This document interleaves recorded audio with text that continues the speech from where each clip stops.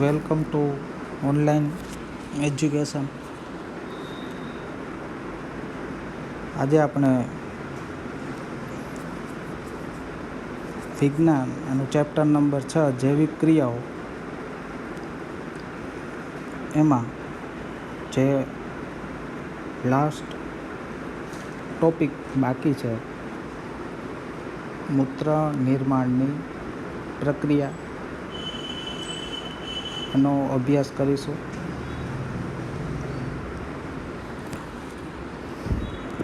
તો તમને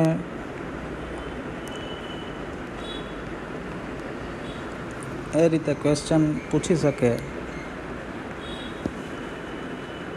કે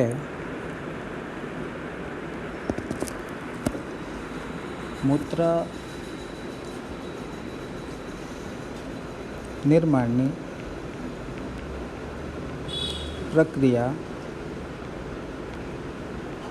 સમજાવો અથવા મૂત્ર કેવી રીતે નિર્માણ પામે. તો જે મૂત્ર નિર્માણની પ્રક્રિયા છે એ શા માટે જરૂરી છે, એનો હેતુ શું છે? તો મૂત્ર નિર્માણનો હેતુ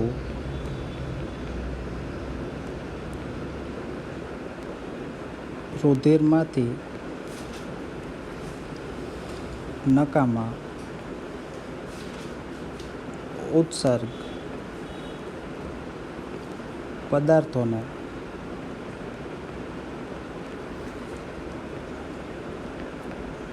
અલગ કરી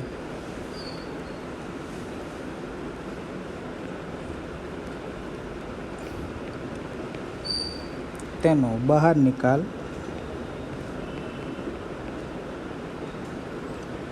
કરવાનો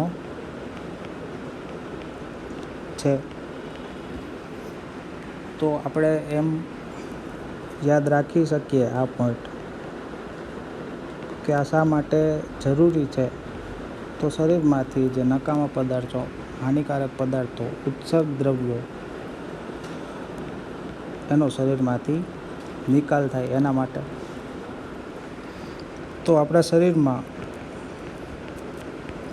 જે ઉત્સર્ગ દ્રવ્યો છે જેનો નિકાલ થાય એ આ પ્રકારના હશે. નાઇટ્રોજન યુક્ત હશે ઉત્સર્ગ દ્રવ્યો.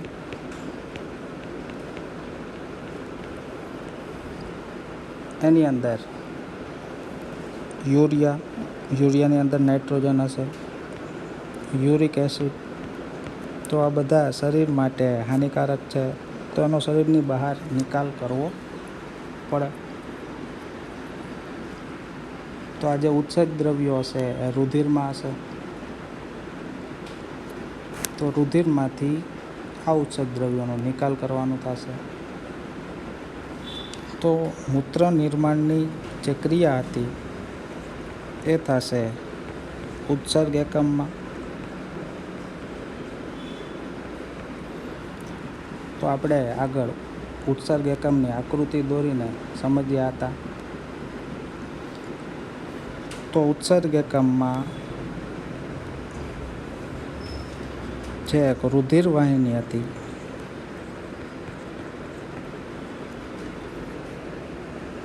એ રુધિરને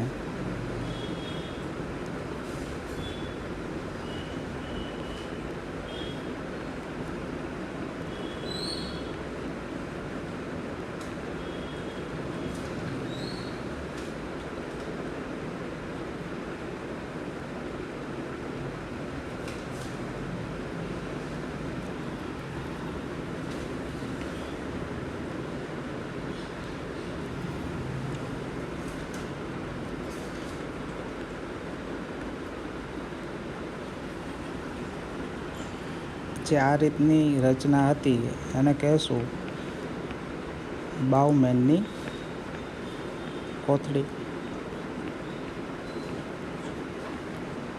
એનો આકાર હશે પ્યાલા આકાર હશે.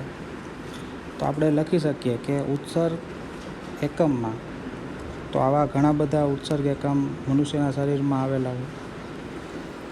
તો એમાં જે રુધિર વાહિની હશે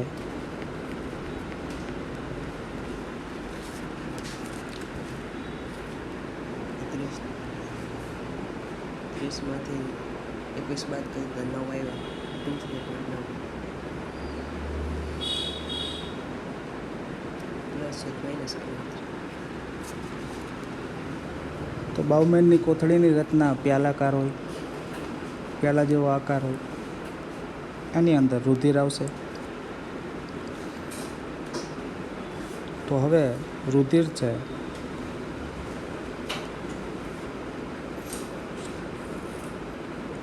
રુધિર આવશે નાની નાની રુધિર કેશિકાઓમાં.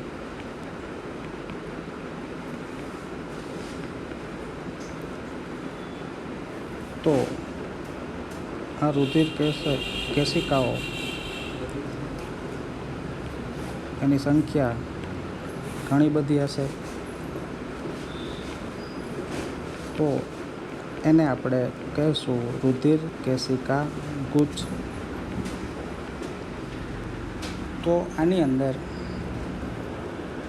ઊંચા દબાણ હેઠળ ગાળણની ક્રિયા થશે. તો આપણે ક્રિયાને કહી શકીએ દાબ ગાળણ.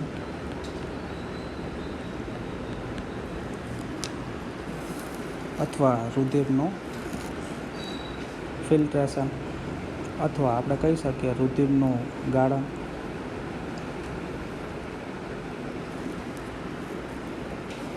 તો જે દાબ ગાળણ અથવા ગાળણની ક્રિયા છે એ થશે બાઉમેનની કોથળીમાં. એની અંદર પણ રુધિર કેશિકા ગુચ્છમાં.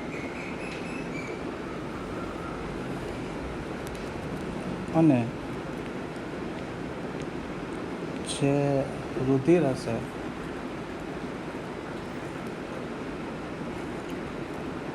રુધિરમાંથી જે કંઈ ઉત્સર્ગ દ્રવ્યો હશે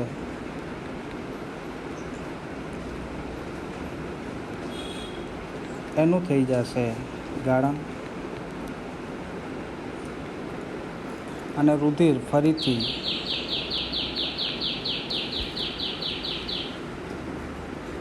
રુધિર વાહિનીમાં આવી જશે. એટલે યાદ રાખવાનું કે બાઉમેનની કોથળી પછી જે નલિકામય ભાગ આવશે એની અંદર અહીંથી રુધિર આગળ જશે નહીં. તો અહીંયા જે હશે એની અંદર ઉત્સર્ગ દ્રવ્યો, પાણી, બીજા જરૂરી દ્રવ્યો એ બધું હશે, પણ રુધિર હશે નહીં. તો આ ગાળણની પ્રક્રિયા થશે. તો જે ગાળણ કરેલું પ્રવાહી છે એ જશે મૂત્રપિંડ નલિકાઓમાં.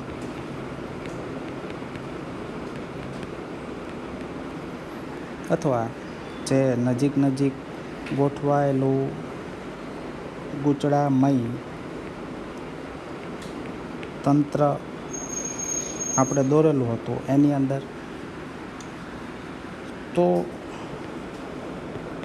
જે પહેલી ક્રિયા થઈ જશે ગાળણની, એના પછી રુધિર અલગ થઈ જશે, ઉત્સર્ગ દ્રવ્યો અલગ થઈ જશે. તો આ જે ગાળણ થયેલું પ્રવાહી છે ઉત્સર્ગ દ્રવ્યો યુક્ત પ્રવાહી છે. તો એની અંદર હશે ઉત્સર્ગ દ્રવ્યો, બીજું હશે પાણી, ત્રીજું હશે શરીરને જરૂરી એવા દ્રવ્યો,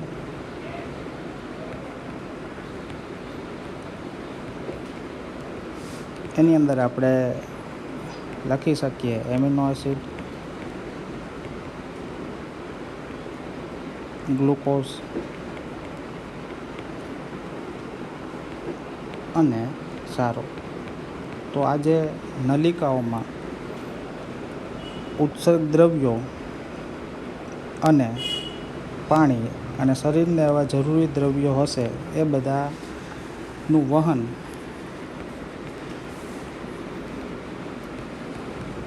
મૂત્રપિંડ નલિકાઓમાં થશે.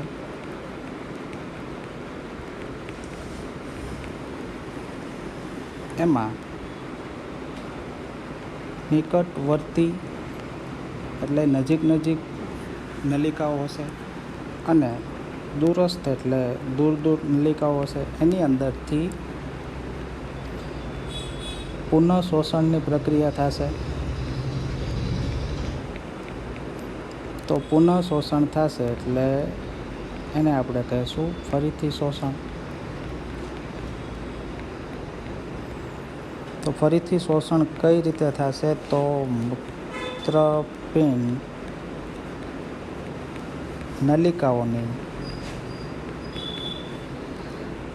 જે દિવાલ હશે એ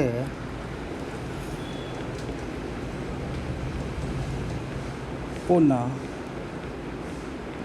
પસંદગીશીલ પટલ તરીકે વર્તે. તો હવે પસંદશીલ પટલ તરીકે વર્તે એટલે કે એને જે શરીરને જરૂરી એવા દ્રવ્યો હોય જે શરીરને નુકસાનકારક નથી અને જરૂરી છે, તો એવા જરૂરી દ્રવ્યો આપણે લિસ્ટ બનાવ્યું હતું. તો એમાં હશે પાણી, સારો,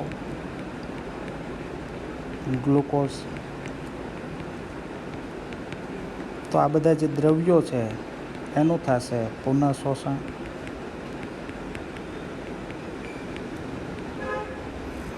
આથી હવે જે અંતમાં મૂત્રપિંડ નલિકાઓમાં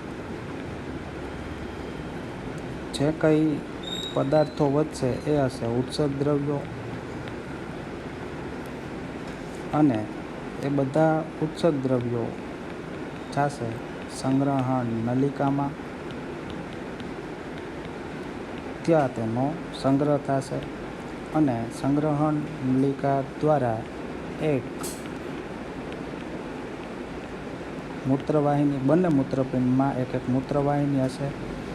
ત્યાંથી ઉત્સર્ગ દ્રવ્યો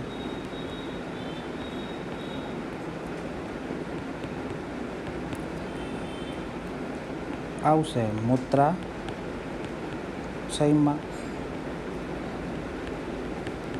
કોથળી જેવી રચના હોય અને ત્યાં મૂત્રનો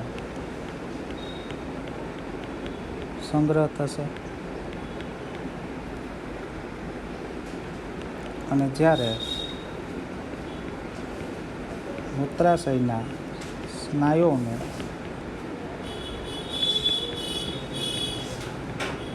સંકોચન થશે, એની દિવાલ હોય એનું સંકોચન થશે, કોથળીનું સંકોચન થશે એટલે મૂત્ર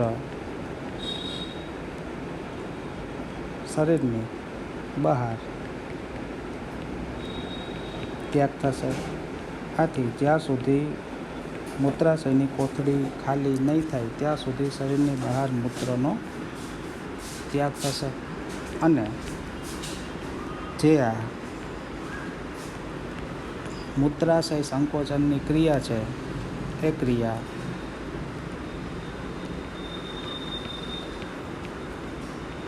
ચેતાતંત્ર દ્વારા કરવામાં આવશે. તો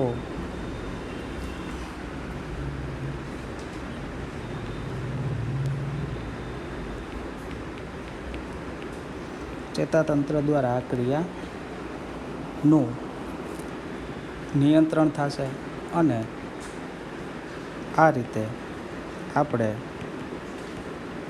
મૂત્ર ત્યાગની ક્રિયા અને નિયંત્રણ કરી શકીએ.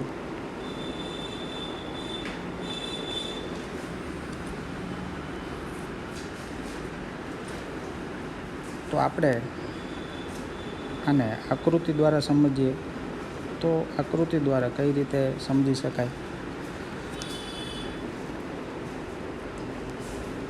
તો જે રુધિર વાહિની હશે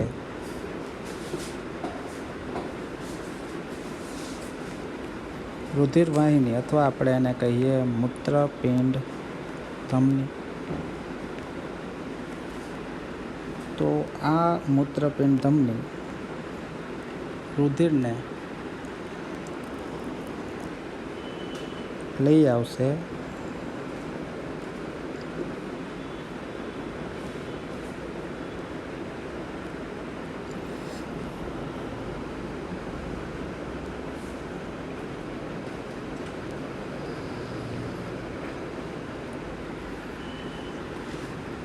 બાઉમેનની કોથળીમાં.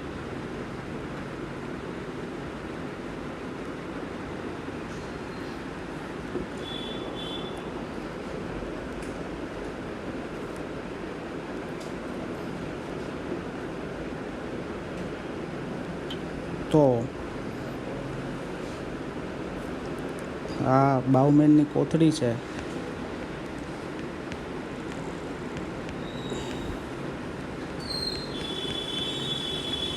બેવડી દિવાળવાળી રચના હશે અને એની અંદર રુધિરનું ગાળણ થશે. તો આ જે ધમની છે એ અનેક રુધિર વાહિનીઓમાં પરિવર્તન પામશે. તો નાની નાની રુધિર કેશિકાઓ અહીંયા જોવા મળશે.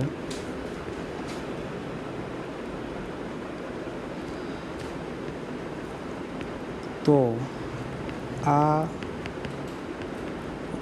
રુધિર કેશિકાઓ બધી સાથે રુધિર કેશિકા ગુચ્છનું નિર્માણ કરશે. તો આની અંદર રુધિરનું ગાળણ થશે.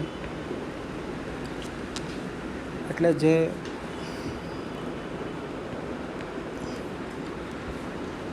રુધિરની અંદર રુધિર અને બીજા જે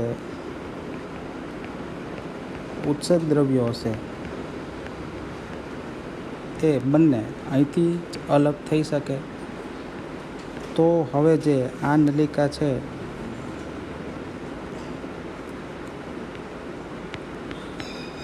મૂત્રપિંડ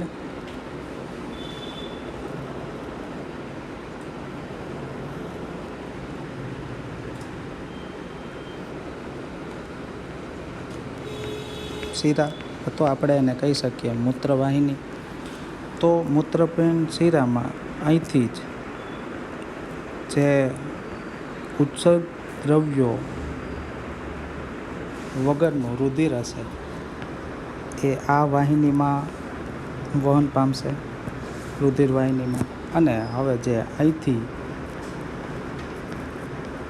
જે રુધિરનું ગાળણ થયેલો ભાગ હશે એટલે વધેલો ઉત્સર્ગ દ્રવ્યો અને ત્યાં શરીરને જરૂરી એવા દ્રવ્યો પણ હશે એનું વહન અહીંયા ગુચડામય તંત્રમાં થશે.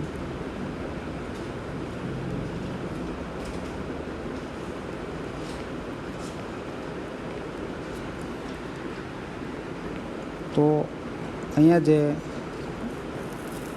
પદાર્થો હશે એની અંદર ઉત્સર્ગ દ્રવ્યો, પાણી, શરીરને જરૂરી હોય એવા સારો એમિનો એસિડ, ગ્લુકોઝ,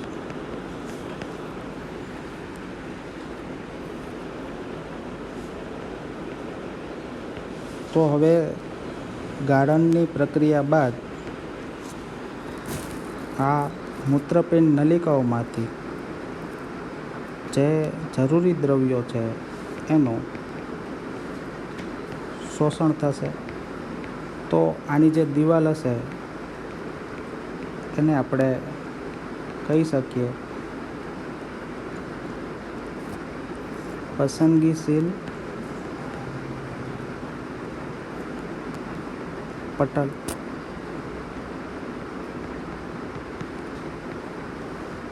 તો એ જરૂરી ક્ષારો, આયનો, એમિનો એસિડ અને ગ્લુકોઝનું પસંદગીશીલ પટલ દ્વારા એનું ફરીથી શોષણ કરશે. એટલે અહીંયા થશે પુનઃ શોષણની પ્રક્રિયા. તો હવે જે આ વાહિની છે એની અંદર ઉત્સેચક દ્રવ્યો પણ હશે, બીજા જરૂરી આયનો હશે, ગ્લુકોઝ હશે. તો હવે જે આ રુધિર વાહિની છે એ મૂત્રપિંડ નલિકાઓના અવકાશમાં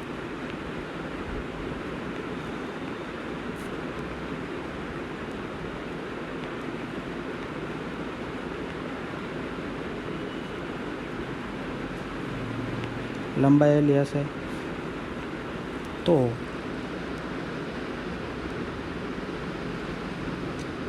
જ્યારે આની અંદર ઉત્સેચક દ્રવ્યોનું વહન થતું હશે ત્યારે આ ઉત્સેચક દ્રવ્યોમાંથી જે જરૂરી ગ્લુકોઝ, પછી જે જરૂરી આયનો આપણે લખી, જરૂરી હોય એવા આયનો, ગ્લુકોઝ, ક્ષારો, એમિનો એસિડ અને પાણી એ બધાનું આ નલિકાઓની દિવાલ દ્વારા પુનઃ શોષણ થઈ જશે. એટલે જેટલું ગ્લુકોઝ અને જરૂરી એવા દ્રવ્યો હશે એ નલિકાઓમાંથી શોષણ પામી અને રુધિર વાહિનીમાં જતું રહેશે. તો આ બીજી પ્રક્રિયા થશે પુનઃ શોષણ. તો હવે જે મૂત્રપિંડ નલિકાઓ છે એની અંદર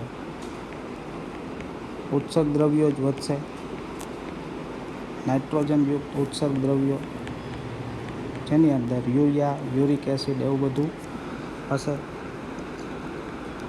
તો એ ઉત્સેચક દ્રવ્યો છે અંતે આવશે સંગ્રહણ નલિકાઓમાં. તો આવી પ્રત્યેક મૂત્રપિંડની સંગ્રહણ નલિકાઓ એકબીજા હારે જોડાયેલી હશે અને એ બધી સંગ્રહણ નલિકાઓમાંથી રુધિર તો અલગ જ હશે, રુધિર તો પહેલાંથી. તો બધી સંગ્રહણ નલિકાઓમાં જે ઉત્સર્ગ દ્રવ્યો હશે એ બધા આપણે ઉત્સર્ગ એકમ પહેલાં ઉત્સર્જન તંત્રની આકૃતિમાં બે મૂત્રવાહિની દર્શાવેલી હતી. તો આપણે સમજી લઈએ કે આ આખો ભાગ દોરેલો છે એ મૂત્રપિંડની અંદરની રચના છે.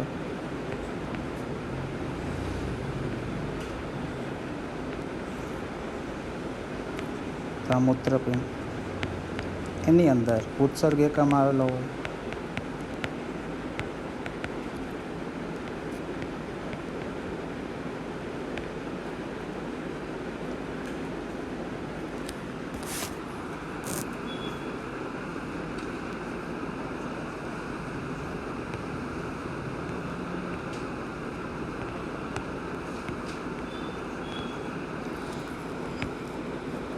આની અંદર પણ ઉત્સર્ગ એકમ આવેલા હોય. તો આ ઉત્સર્ગ એકમમાંથી સંગ્રહણ નલિકાઓ દ્વારા બધું રુધિર તો અલગ જ થઈ જશે અને આ નલિકા દ્વારા જે કંઈ ઉત્સર્ગ દ્રવ્યો છે એ નલિકાનું નામ આપણે આપેલું હતું મૂત્ર વાહિની. તો એક જોડ મૂત્રવાહિની હશે, એના દ્વારા અહીંયા જે કોથળી જેવી રચના હશે એને આપણે નામ આપેલું હતું મૂત્રાશય. તો આની અંદર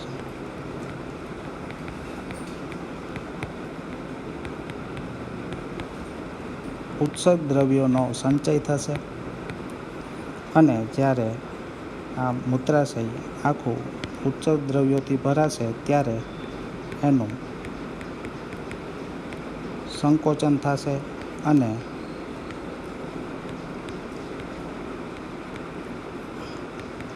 મૂત્રનો ત્યાગ થશે. જ્યાં સુધી મૂત્રાશય ખાલી નહીં થાય ત્યાં સુધી મૂત્રનો શરીરમાંથી ત્યાગ થશે, એટલે ઉચ્ચક દ્રવ્યોનો પણ નિકાલ થશે. તો આ મૂત્ર ત્યાગની જે ક્રિયા હોય એ આપણા ચેતાતંત્ર દ્વારા એનું નિયંત્રણ થાય અને આ રીતે શરીરમાંથી મૂત્રનો ત્યાગ થશે. તો આ બે જે વાહિની દર્શાવેલી છે એ થશે મૂત્ર વાહિની. એટલે સમજી લે કે આ મૂત્રપિંડમાં આવા જે દોરેલા છે એવા 10 લાખ જેટલા ઉત્સર્ગ એકમ હશે. અહીંયા પણ 10 લાખ જેટલા ઉત્સર્ગ એકમ હશે. તો એ બધા ઉત્સર્ગ એકમો એકબીજા હારે જોડાયેલા હશે અને બધાની સંગ્રહણ નલિકાઓ જોડાઈને એક મૂત્રવાહિની બનાવશે, જેની અંદર ઉત્સર્ગ દ્રવ્યોનો નિકાલ થશે મૂત્રાશયની અંદર અને મૂત્રાશય શરીરની બહાર એનો ત્યાગ કરશે. તો આ રીતે આખી પ્રક્રિયા થશે. તો હવે પછીનું ચેપ્ટર આપણે નેક્સ્ટ લેક્ચરમાં ભણીશું. તો થેન્ક યુ.